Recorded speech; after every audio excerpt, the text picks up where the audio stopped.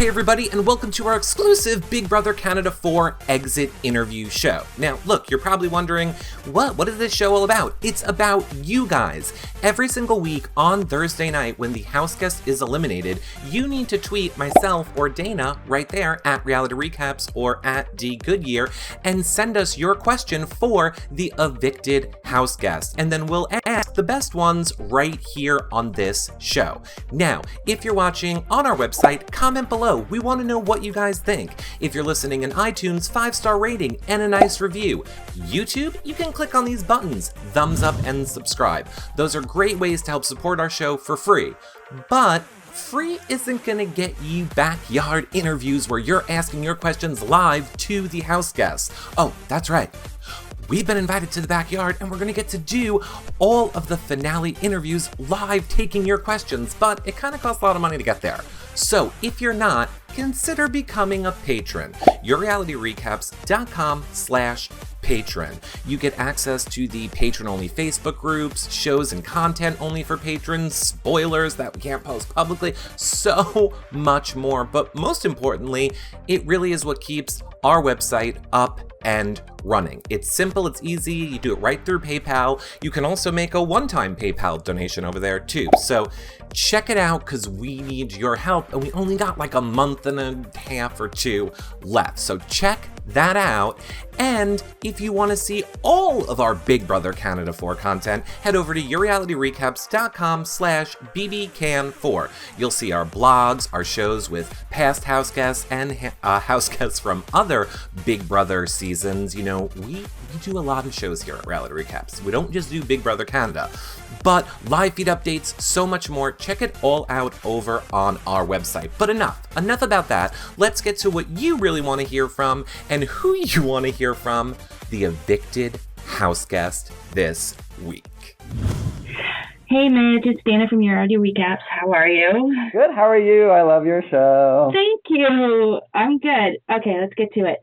Had you taken the HOH when you and Joel won Locked Lips, how would the week have played out with you in charge? Obviously, I would have kind of thought through a bit more once I had it for sure, but I probably would have gone after Dallas and Maddie. Like I said, my allegiance to sort of Joel and Levita was in this middle ground, and then on my other allegiance was to that threesome at the time, and sort of the enemies at the time were sort of Dallas and Maddie and Ramsey and the people who were conglomerating around them. And so that probably would have been the way I would want to go because I couldn't afford to ruin or damage my relationship with the threesome. I knew I was sort of number 4 for them, and I didn't like that, but it still was a better position because there were still so many people in the game. But that's why when Joel won, it was sort of a perfect opportunity to let that slide and say, you know what, I do really want Kelsey out of this game because it betters my position with them, and ultimately I know as a threesome, I fit in better. If Kelsey's gone, Cassandra's kind of cut out of that group, and I'm closer to Jared, and I'm closer to Raoul because Kelsey will be gone. So it was fine that he did it, but I don't think I could have done it without ruining my relationships in the game. So I probably would have done Maddie and Dallas with the hopes that Dallas would have gone home. Excellent. Okay.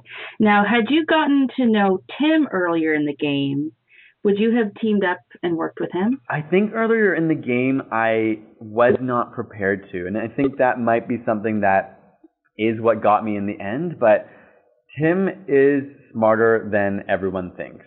I don't know how people perceive him on the outside, but in that house, everyone was enamored with him and didn't see that he is playing a game just the same as all of us, and he knows a lot more, and his brain works in interesting ways. Yeah, he's goofy and he's fun when you're just hanging out with him, but when it comes to how he understands people, that's what scared me, is I knew he would understand my game and see that I was playing a couple different sides, and I think I was scared to reveal that or have him see that in me.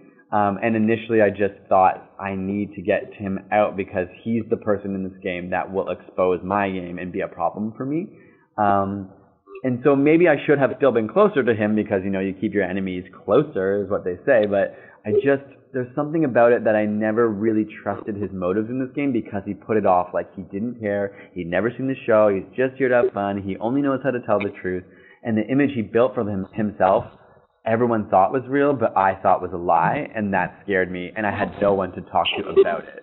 So for me, that was a huge barrier to connecting with Tim, even on a social level. Okay, great.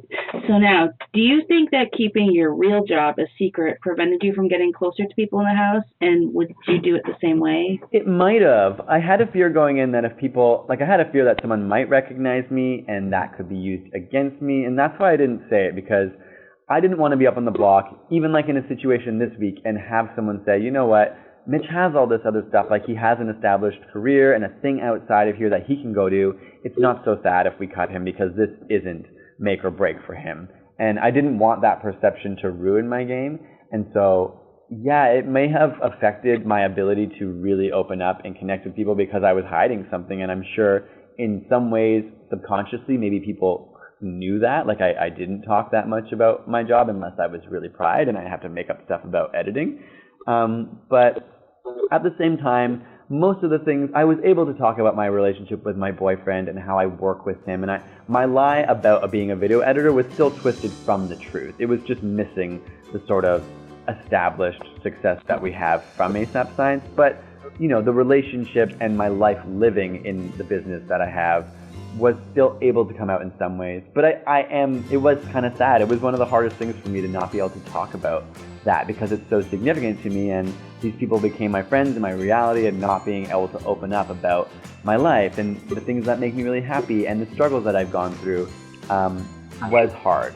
But I don't think I would have done it differently just because of the risk of people using it against me. Okay, great. That's all I have for you. Thanks for your time. No worries. Thank you so much.